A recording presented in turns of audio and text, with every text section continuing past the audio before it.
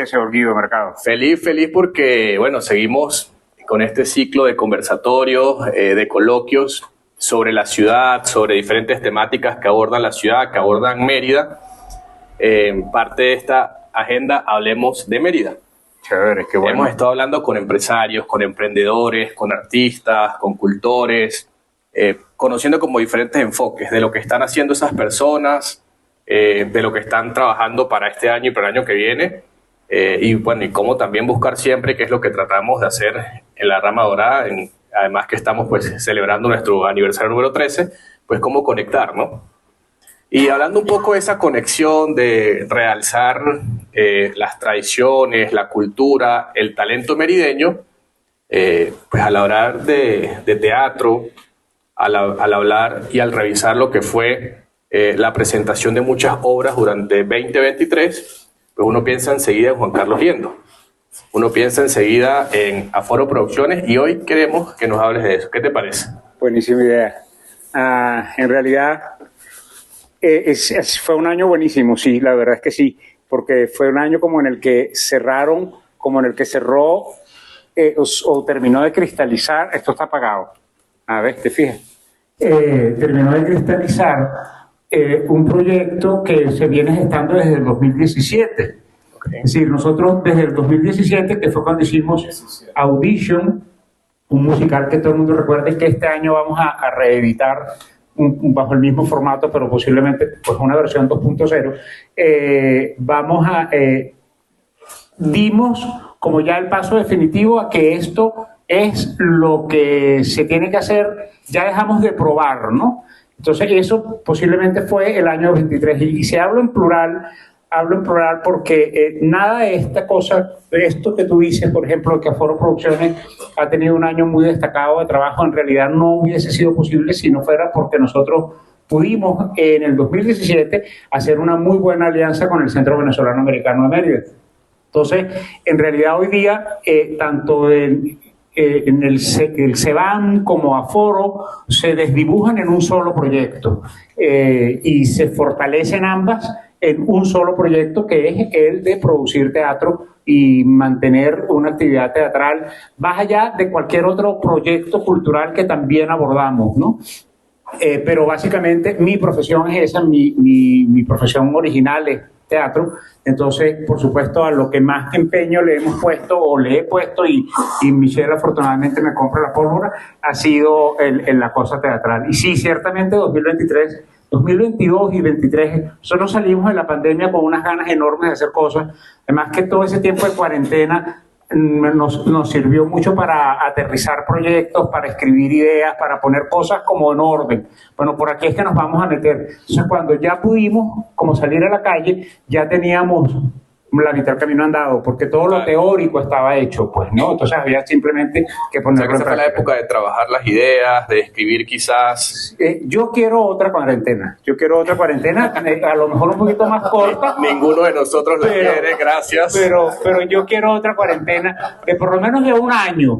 Estoy loco porque la decreten, porque la verdad es que fue el periodo más productivo de muchos años. Yo venía en una agite de trabajo muy loco y eso sirvió para que finalmente algo me obligara a pararme y a pensar y a crear y a escribir y a leer y ver cosas, y fue maravilloso, de verdad. Juan Carlos, a ver, tú algo adelantabas con el tema de la pandemia, pero todo lo que es la producción teatral, artística, cultural, pues venía muy mermada, ¿no? Por pues las condiciones que todos compartimos, país, por incluso la migración de muchos artistas, y ha habido en 2023, con lo que pudimos disfrutar en Mérida, pues de nuevo oferta, de nuevo algunos espectáculos que conocer, que visitar.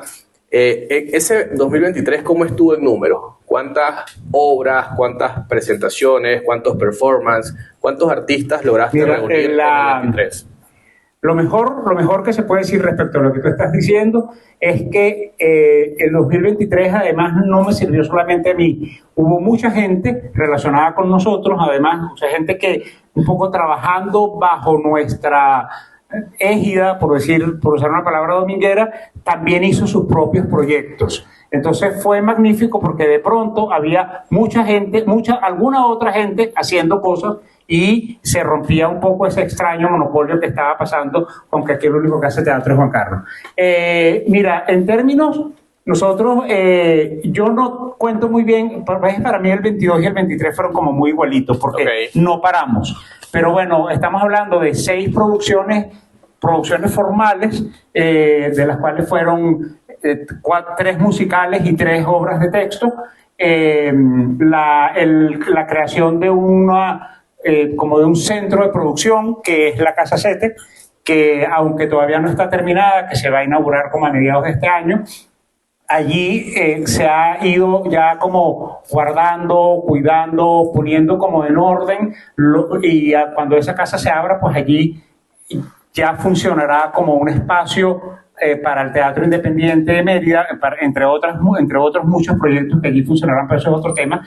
Y estamos hablando de la participación de unos 40 artistas, entre músicos, actores, artistas plásticos, productores, la formación además de un equipo de producción que en Mérida no había.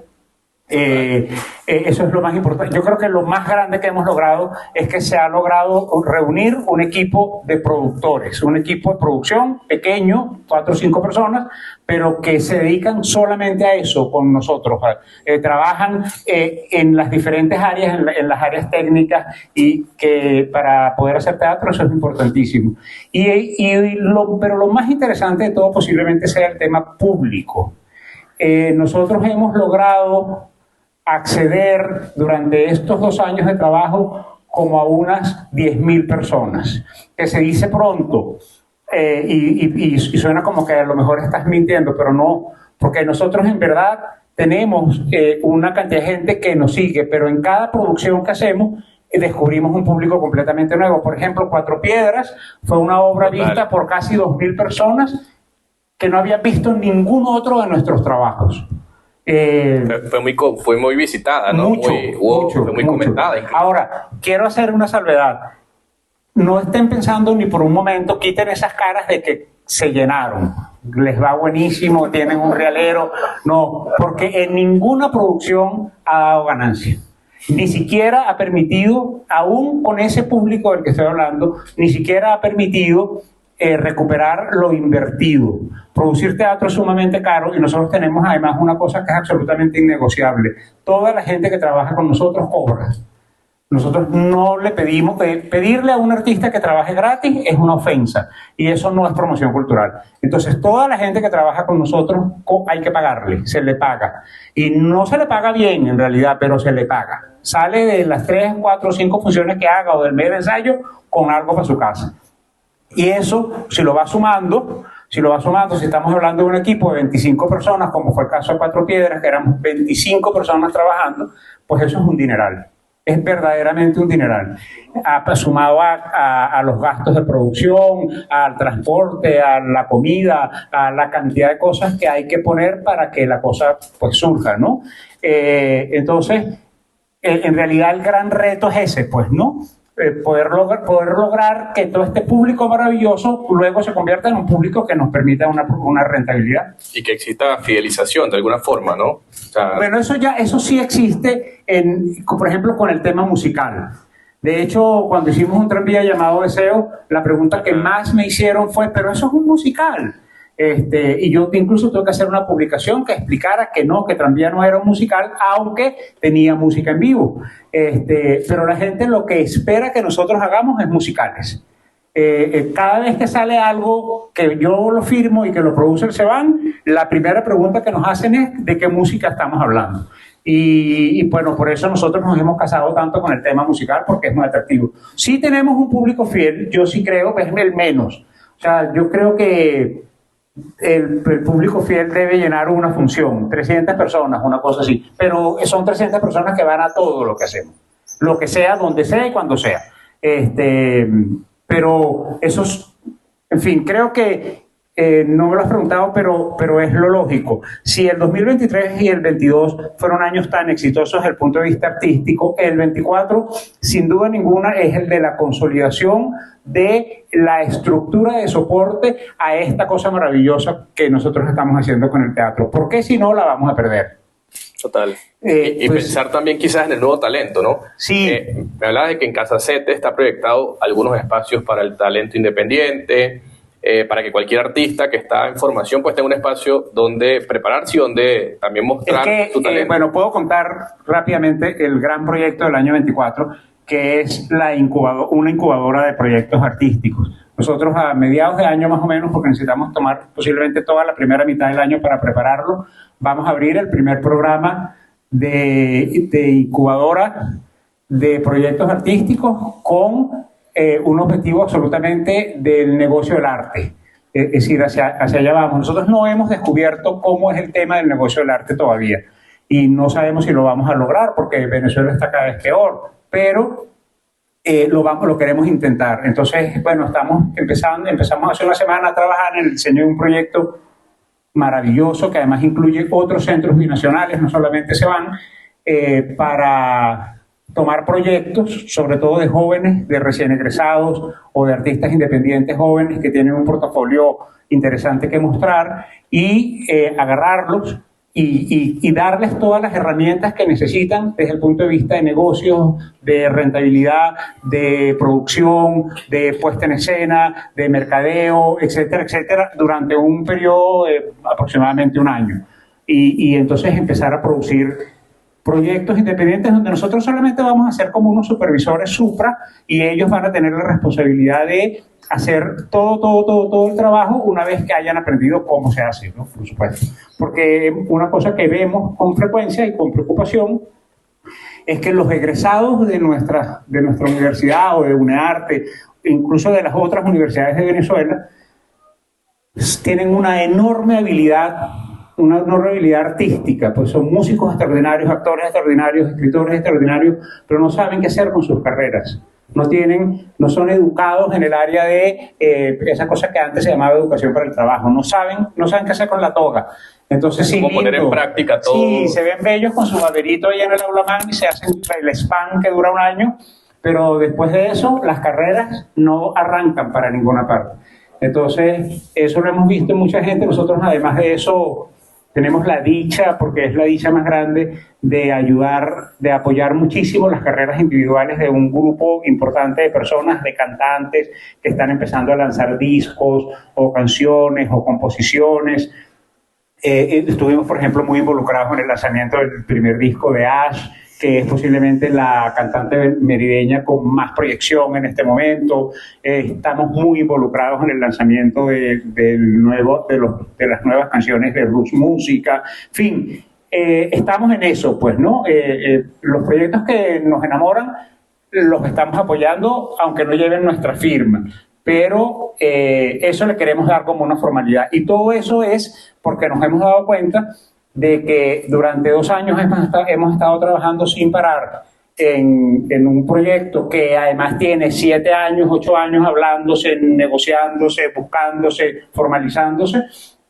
E independientemente de que vamos a seguir haciendo nuestras producciones, que se vienen cosas bien chéveres para este año, nosotros definitivamente tenemos que darle estructura a todo esto porque si no se va a perder. O sea, esto no se soporta solo. Esto no se soporta solo. Y lo que no es todavía es sostenible. Yo creo que hay que crear audiencias, yo creo que hay que crear público, creo que hay que crear crítica. Nosotros no tenemos la posibilidad de confrontar nuestro trabajo con el trabajo de otros o otros con el nuestro. No hay nadie que opine. A mí no me gustan las opiniones, pero no hay nadie, pero realmente no hay nadie que nos haga, que nos diga eso no sirve y que lo haga desde un punto de vista constructivo, ¿ves?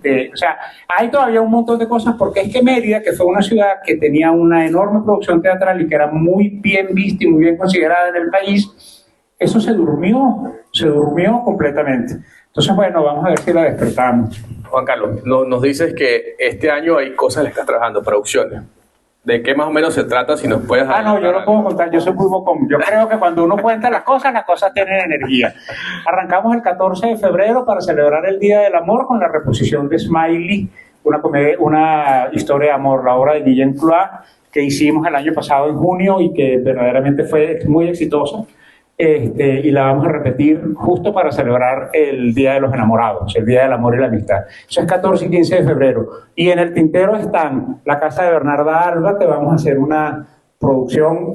Michelle me dijo ayer que la estaba volviendo loca, que si volvía a nombrar a Bernarda Alba me iba a quitar, me iba a negar la entrada, se van. Pero es que estoy enloquecido con la casa de Bernarda Alba, vamos a hacer un oratorio. La única cosa que no se ha hecho con Bernarda Alba es que con Bernarda Alba se ha hecho hasta ópera, pero he descubierto que lo único que no se ha hecho es un oratorio. Y entonces estoy trabajando con unos compositores extraordinarios y vamos a hacer una cosa que yo creo que me va a quedar bellísima y capaz que no, pero eso creo. Vamos a hacer la casa de Bernarda Alba, vamos a reponer una obra que fue exitosísima, que se hizo como unos 8 años, 9 años atrás, que es Charlie Brown, Sé un buen hombre, Charlie Brown, que esa es la primera vez que vamos a trabajar con adolescentes. Okay. La vamos a hacer específicamente para adolescentes y con adolescentes. Y vamos a hacer un tributo a Frank Sinatra en nuestra onda musical. Vamos a revivir la música de Cole Porter también, que es como el padre de la comedia musical norteamericana. Yo estoy traduciendo una obra magnífica de un escritor norteamericano extraordinario que se llama Keith Curran, que se llama Caminando con la muerte. Es una obra durísima y extraordinaria, que tiene muchísimo que ver con este tema de la diversidad sexual y los derechos y todo ese, y la violencia y todo ese tipo de cosas.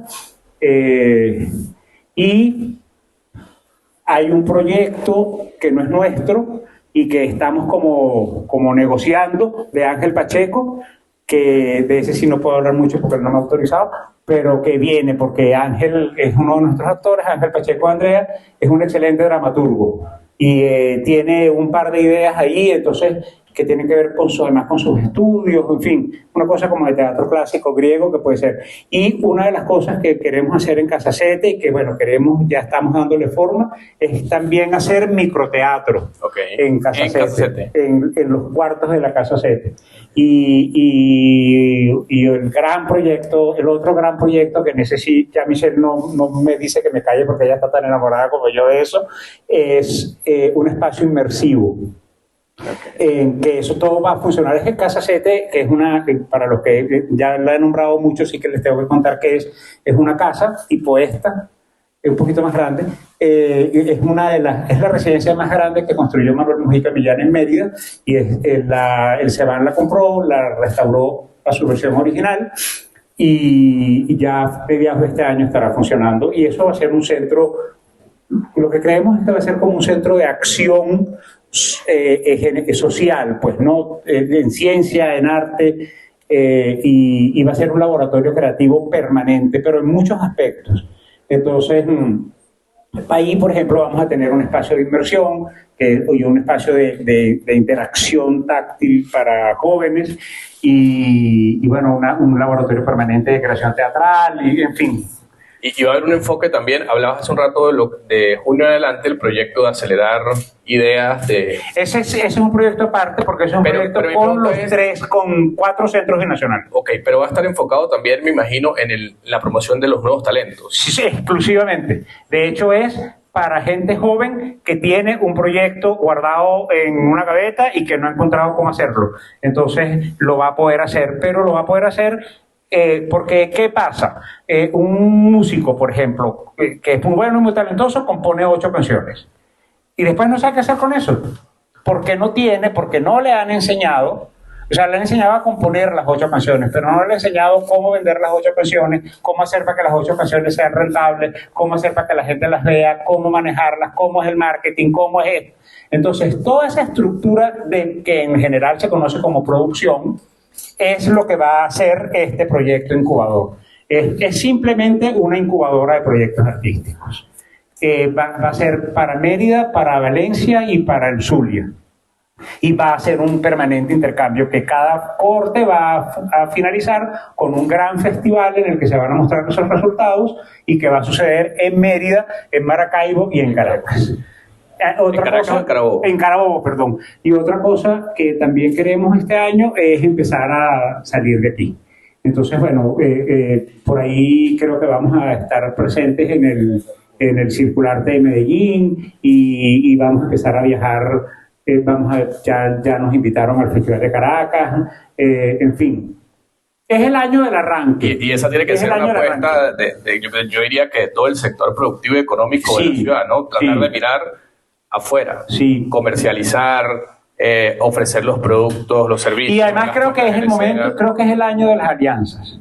O sea, el que no agarre este año para amarrar sociedades y negocios con el sector turismo, con el escasísimo sector productivo, con el sector agrícola, con todos los sectores. Hay muchas cosas que están como de moda. El café, por ejemplo. La gente ahora descubrió que el café existe. Yo no tomo café y no me gusta el café, pero la locura del café me va a hacer tomar café. Es un rubro en el cual nosotros los artistas nos podemos fijar. Lo que está pasando en el Valle de Mocotíes, por ejemplo, no solamente a partir del café, sino a partir de una resurrección que hay por ahí interesantísima. El que no se meta en eso ahorita en Mérida, el turismo, por ejemplo, el sector turismo nos está llamando a grito, pues, ¿no? Ahí es una cosa que tenemos que negociar muy bien. Es una cosa que tenemos que negociar muy bien porque todavía esa cultura no existe. Pero Mérida la tenemos que vender como la ciudad, como tu destino cultural. Ese es el distintivo, porque si estuviéramos vendiendo chichiriviche sería facilísimo, pero no, aquí no hay más nada que hacer. Ir para el teleférico y para la rama. Juan Carlos, para ir cerrando, ¿no?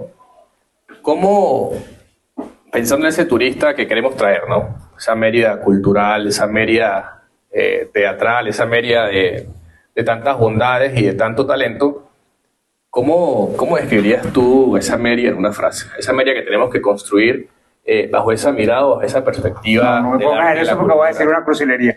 No sé. Pero creo que tendría que ser algo que le hablara al turista de una cosa distinta. Lo que pasa es que la gente viene a Mérida buscando cosas que ya no existen, como el frío, por ejemplo. El frío se acabó. Entonces, pero la ciudad sigue siendo hermosa y el sitio geográfico es Mérida tiene un sitio geográfico que verdaderamente es de locos. O sea, esto es una cosa hermosísima. La ciudad no, pero el sitio geográfico es una cosa de morir. Entonces uno se asoma por la ventana y ve esa maravilla y dice, esto es lo que la gente tiene que venir a ver. Y a eso entonces tú le puedes agregar exposiciones muy buenas, galerías muy buenas, conciertos, recitales, y esta cosa underground que pasa mucho en la ciudad, que a veces pasa aquí y a veces pasa en otros lugares, que es donde de pronto un grupo de músicos talentosísimos se juntaron y arrancaron con una bulla y la pasaste buenísimo y te tomaste un par de cervezas y en fin. Yo no sé cómo se vende eso todavía, es decir, eso es una emoción y lo que este tipo de cosas, lo que se debe mercadear en ese tipo de proyectos es esa emoción que tiene, que brinda para el... Ahora, ¿cómo lo diría en una frase? Soy incapaz de inventar una frase en este momento porque me va a salir horrible. Pero sí creo que es lo que tenemos que hacer. Y el sector turismo tiene que sentarse en una mesa con nosotros y porque a mí, y por ahí está Luis Millán y aprovecho para regañarlo, me llama muchísimo la atención que cada vez que se habla de los planes para la ciudad, nunca nos convocan a los artistas, nunca nos convocan a los gerentes culturales, nunca nos convocan a los que estamos moviendo la cosa cultural. Y la verdad es que ya yo tengo suficiente tiempo en la cultura de la ciudad como para darme cuenta de que cuando nos metemos a trabajar, algo pasa con la ciudad. Hay una ahorita yo tenía tiempo que no venía varios días sin venir al centro y me vine caminando y estoy maravillado, me están pintando todas las fachadas, por lo menos pintando. Si después se caen los techos, bueno, pero por lo menos les regalaron unos cuñetes de pintura. No, creo que el tema de la ciudad cultural es sumamente importante. Yo quisiera que dejáramos de usar la palabra cultural porque es una palabra muy pesada que intimida mucho. pero la experiencia de estar aquí, nos ha pasado. ¿Sabes qué? Hay 2 hoteles que compran nuestras entradas y se las regalan a sus huéspedes, ¿no? Compran 20 entradas y se las regalan siempre para nuestro espectáculo. Y yo eso lo agradezco infinitamente.